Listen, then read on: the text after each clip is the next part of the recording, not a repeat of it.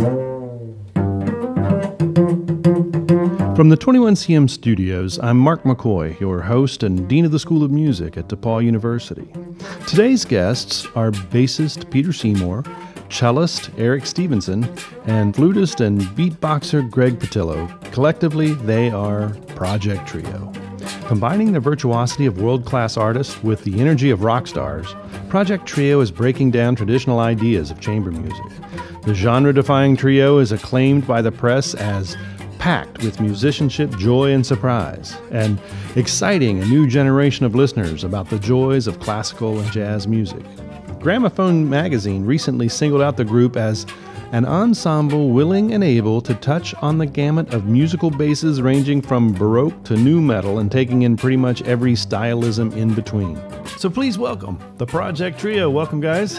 Hello. What's happening? Hey, it's great to have you all here. So you guys all came through a classical music training together at the Cleveland Institute, right? That is correct. Yeah, we probably met, how many years ago now? It was probably 96 or so. So it's undergrads. Undergrads, yeah. So undergrads together at the Cleveland Institute, and then went on into the traditional classic world for a spell, but never lost touch. Is that how that worked? You guys all stayed together?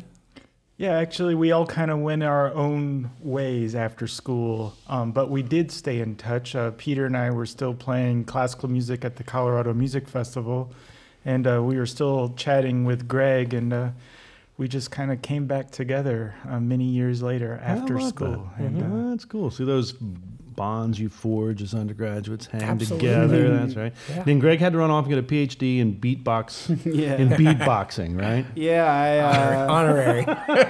you know, I did my grad school at CIM with Eric, and then I kind of left. I moved to California just to pursue my dreams of excellence.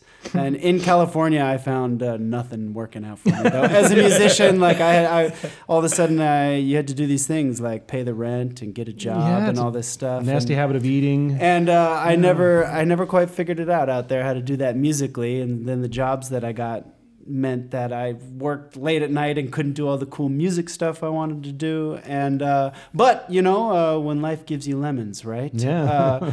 I met a bunch of really weird people out in California and really got into beatboxing and just So beatboxing without the flute. Yeah, and just people were doing like poetry. It was a very creative time in San Francisco. I didn't have any friends and was just trying to meet people and just find ways that people would even bother to listen to my flute music. And I kind of fell in love with these sounds of beatboxing and doing the flute So what was the rhythmically. moment that you thought I could beatbox and the flute? I mean, you know, that's an interesting idea. So the idea of beatboxing with the flute. Yeah, well, the idea of doing kind of rhythmic sounds on the flute, I had already kind of this is kind of comes out of nowhere, but I got out of bluegrass, what they call the chop. What they do, you know, I really was into bluegrass and was trying to do. There was this great little bar in Cleveland called the Barking Spider, and it was in the right behind this coffee shop that we had, you know, right across the street. Great. And they had live music there every night. And Cleveland was is in the circuit of these bluegrass acts, and we would get these great acoustic acts coming through every night. And once we were old enough to actually legitimately go to this establishment, we threw many darts back there and listened to lots of music. And you know, the kind of this open mic vibe of acoustic music was very much alive in Cleveland, and kind of the picking and stuff that happens on these instruments I thought was really neat and was doing on the flute, and that kind of backbeat.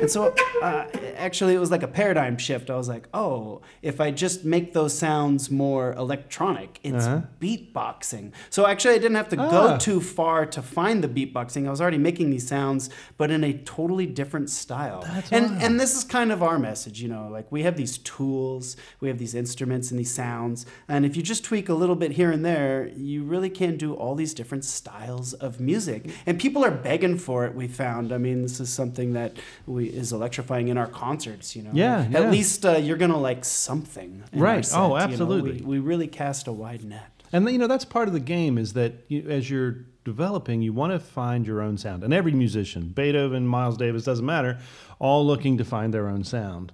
And you guys have a sound unlike anybody's sound. Now, it starts with maybe that bluegrass idea, but it evolves into this beatboxing and guitar cello kind of approach. And there is no definition of my bass because now it's a jazz thing. And you're an interesting character too because you've won awards as a jazz player and or an orchestral player. That's kind of funky as well. The bass is a cool instrument because it is already existing in all different music. When I was in high school, I played in jazz band. I mean, I actually went to arts high school for classical music. But when I got there with the upright bass, they were begging me to come to the jazz band. And you know what? I just got thrown into a lot of situations. And I did. I won a Downbeat Award. I think it was more because of the guys in the band, but I remember I took an awesome solo on So Wet. It was one of my best solos ever still. Yeah. The guys are shaking their head. Yes, they're like, yeah, that was it. And so it was a cool thing that I got thrust into playing jazz music early. But you know what? I always still wanted to kind of pursue the classical side of it. It was really the type of music that I loved the most. And that's why I went to a place like CIM. And luckily, I found guys like these guys. And we had a whole group of friends who were interested in other types of music. But I will say at CIM, it was very streamlined classical. And there was only a handful of people that were interested in this kind of stuff. And I think that's why we probably did remain friends. Because it wasn't like there were so many people to choose from of our friends that were doing other type of things. Right. And so I think that's why we, were close. And it's just an interesting connection because you're all bringing something very unique to the sound. And, sometimes watching you play the cello, I'm expecting you to flip it up and plug in and, go to town on the thing. How'd that come about for you? Well, I love to play the electric guitar. When I was a teenager, the cello actually wasn't that cool of an instrument to be playing. So I begged my mom to let me get my hands on an electric guitar, and I would sit there in my room and I would plug it in and I would play the E chord and I would let it feed back and everything. And my peers would then take notice that I was playing an instrument that they thought was cool. So it was like a secondary. Everyone, I think, knew I played the cello, but they liked me because I played the guitar. And for the longest time through the study, you practice so hard on these instruments. And after a while, I said, just screw it. Let's try to make electric guitar sounds on the cello. And since the cello is a multiple stringed instrument, you can play chords. You can do a lot of the techniques. And I think all three of us in the project trio, we try to take many different techniques from different music, different styles of music, and different instruments. And we try to thrust it onto our instruments and to our style. And that really allows us to have a really unique voice.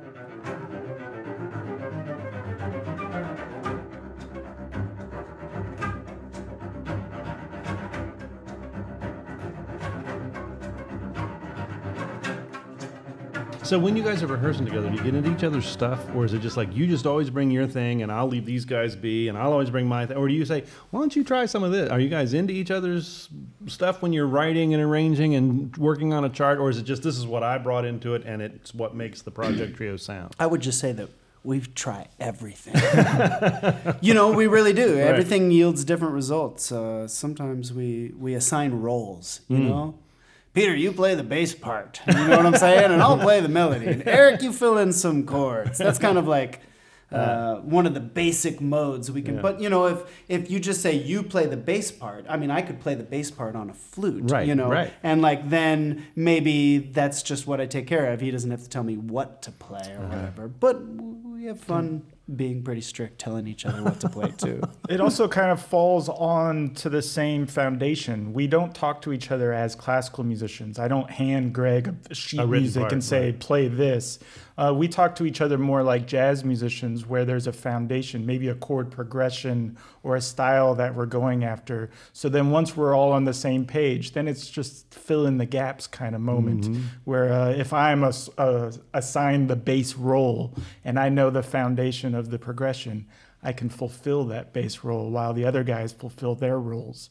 And then what we really have fun doing is swapping everything on its head. It's like what happens when Peter's playing the upper line and Greg suddenly is playing the bass line and I'm doing something else. And how many different ways can we flip that around to keep us entertained and the audience entertained? Yeah, because you're definitely keeping us guessing. You know, it's always fun to watch you guys play because it's the so much changing and trading and interesting ways. You know, and especially when you play something that's well known, and I'm like, okay, so what are they going to do at the bridge of this thing? You know, and then you guys pull out something that really knocks my socks off. Now, I booked you guys a long time ago, and I remember the internet was hard. I don't even think YouTube existed. But then one day I clicked on, and you guys had this ungodly number of YouTube views, and I thought, you know, that's probably Peter just sitting there clicking that button over. But now that it says 80 million, I don't think you can pull that off. How is this possible? How is it you guys have such a huge following on YouTube? We wish we knew because we'd do it again and again and again. You know, I will say, back when you got us was the beginnings of YouTube. It wasn't the very start of it, but certainly Greg had one of the one of the first like viral videos of something that was cool. Viral video wasn't even a term thing. Yeah, right. And you had one of the first of anyone that I knew or that I had been interested in. And I think you definitely had one of the first of things that like was like an instrument doing something. You know, there was some dance stuff. So I think a lot of those early views, I mean, came, you know, just from the fact that there wasn't that much content.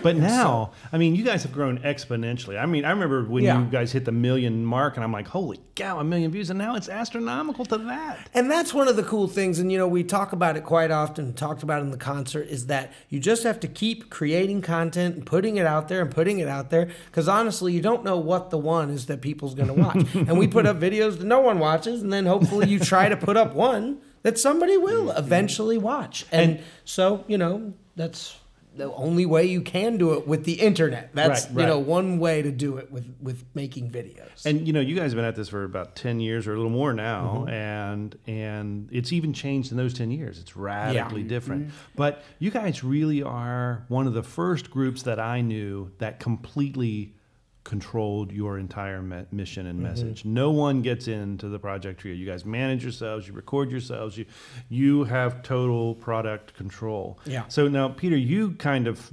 play, all of you kind of play more than one role, but you're kind of the agent role, right? Everybody does a bunch of different things, but when it comes to the kind of tour booking and management, that's always been one of the things that I've taken on.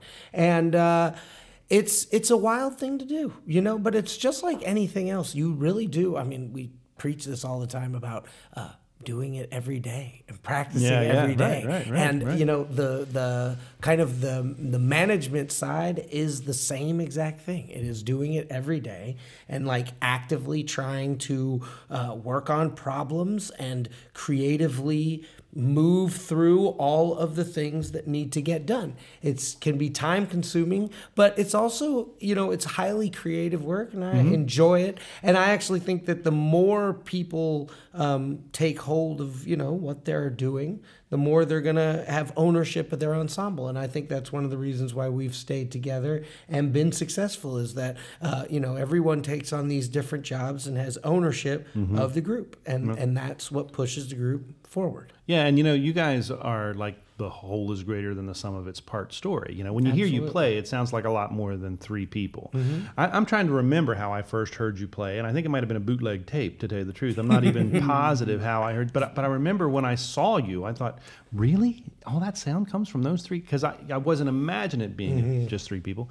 And when you look at all the ways you run the world, I mean, you're doing your own recordings, and you're you're doing your own videos, and you're managing yourselves, and you know, that's a lot for 3 people to take on. You guys really do a remarkable thing. But what I really think is cool is watching you guys in front of kids. I don't mean my kids like college kids. I'm talking about kids, like my children kids. And Greg, you always light up the room with those guys. I mean, you know, even tonight we had a little gig, and you're surrounded by people, you know, and the little kids are as well as the big kids. We're all kind of knocked out by that. You guys really take this role seriously.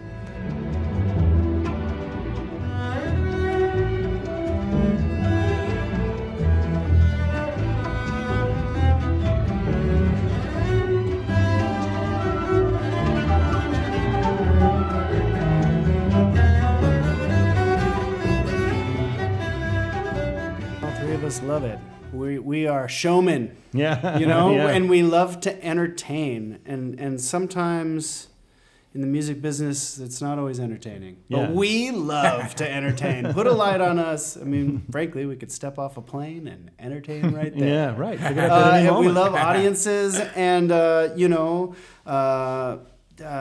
I love what I do so much, man, with these people and what we get to do and to do in front of people. And one of the things I think that really makes it notable is we do everything by memory. Yeah, yeah, absolutely. You know, and that really tears down what they call the fourth wall between the performer and the audience. And we like to get in there. We like to see the audience. We like to eyeball them. Yes. You know, catch everyone's eye during the performance, especially right before a hot lick. Yeah.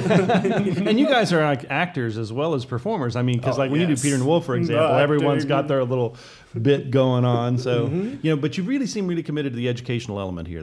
Which is pretty cool. It's always been part of what you guys do. Well, you know, it's we all started as young people playing, and we learned from people that were older and more experienced and better than us. So it's really important for us to then show the younger people that these instruments don't play themselves. It takes a lot of effort and a lot of work. And oftentimes you don't even get a chance to see an actual musician play the instrument. We only we access a lot of music just through media these days, and people forget that people play instruments. Right. So when we get a chance to play for young people, it's really important for us to show them that this is something that they can do if they put their mind to it and work every day at it, and they can have as much fun as we do when we're up there as well. And it's really obvious you guys are always having fun when you're up there. So last question here. You know, the world, one of the things that we're saying with the 21st Century Musician Initiative is that the world has changed dramatically and we need to prepare people differently. But even within your careers, the world has changed dramatically. Absolutely. And some things never change, like you got to get in there and practice. But so what advice do you guys have for the emerging 21st century musician here? I think what you just said is first and foremost. The one thing that hasn't changed is you have to go out and practice. Right. And so still get as excellent at your instrument as you possibly can. But I think now the new thing that you can do is as you are working on your instrument, as you are getting great, think of as many ideas as you possibly can and try to make those ideas come true. Dream very large and go and tackle some of those dreams. You know, I mean, in some ways things have stayed the same because that's how it always has been. Creative people working hard and creating. And I just think that, you know, a lot of people say that classical music is dying off, and it's not true. It's just changing. What's dying off is the way that people have been doing it for a long time. And now there is an opportunity out there for individual musicians and ensembles to go out there and do anything that they want. So work hard, dream big, and go and do it. You know? And you can fulfill your own dream. You guys could not be here if you did not have chops, and it was that classical training. You know, we couldn't get just three guys off the street that taught themselves cello, flute, and bass to come out and pull this off. You guys have really, you know, paid the dues to get that to happen. But then it's your own creativity that's brought this to life in this fascinating way. It's been a great ride for me for all the years I've watched you guys develop over time, and it's always great to get you back to perform or to teach now for us at DePaul or whatever else might be happening. I appreciate your coming in to play tonight and to join us in the studio. Thanks for being here, guys. Our pleasure. Thank you so much. Thanks for joining us here in the 21CM studios with guest Project Trio. As always, you can find us online at 21cm.org and on Facebook at 21CM Community. I'm Mark McCoy. In the booth is Matthew Champagne, and our music, Sweet Pea, can be found on Project Trio's YouTube channel.